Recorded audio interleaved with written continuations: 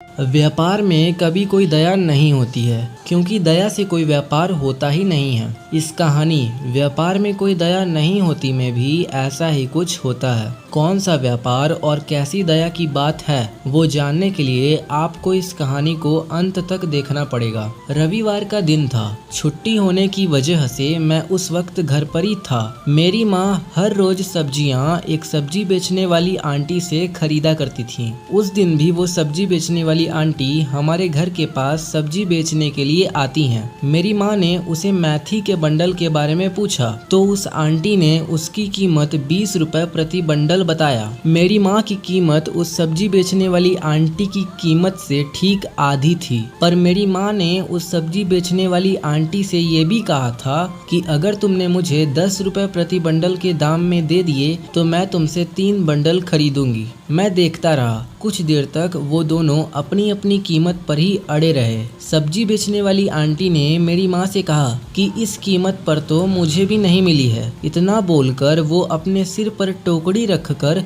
चलने लगती है। थोड़ा आगे चलने के बाद सब्जी बेचने वाली आंटी पीछे मुड़ती है और मेरी माँ से कहती है कि चलिए 15 रुपए में प्रति बंडल आपको दे देती हूँ। मेरी माँ तब भी नहीं मानती है और वो अपना सिर हिलाकर उनसे कहती है कि नहीं, 10 रुपए प्रति बंडल देना है तो दो, वरना मुझे नहीं लेनी। सब्जी वाली चली जाती है। वो दोनों एक दूसरे को अच्छे से जानते थे। सब्जी वाली आंटी थोड़ा आगे जाकर फिर से पीछे मुड़ती है और हमारे घर तक वापस आती है। मेरी माँ भी दरवाजे पर उनका ही इंतजार कर रही थी। आखिर में सौदा मेरी माँ की बताई हुई कीमत पर ही होता है। मेरी माँ मेथी के प्रत्येक बंडल को अच्छे से देखकर उसमें से अच्छे अच्छे 3 बंडल निकालकर अंत में उसे पैसे देती है। सब्जी वाली आंटी ने बिना गिने ही पैसे ले लिए। जैसे ही वो नीचे से उठती हैं कि उन्हें चक्कर आते हैं और वो थोड़ा लड़खड़ाने लगती हैं। मेरी माँ ने उनसे पूछा कि क्या तुमने सुबह से खाना नहीं खाया? सब्जी वाली आंटी ने कहा, जी नहीं,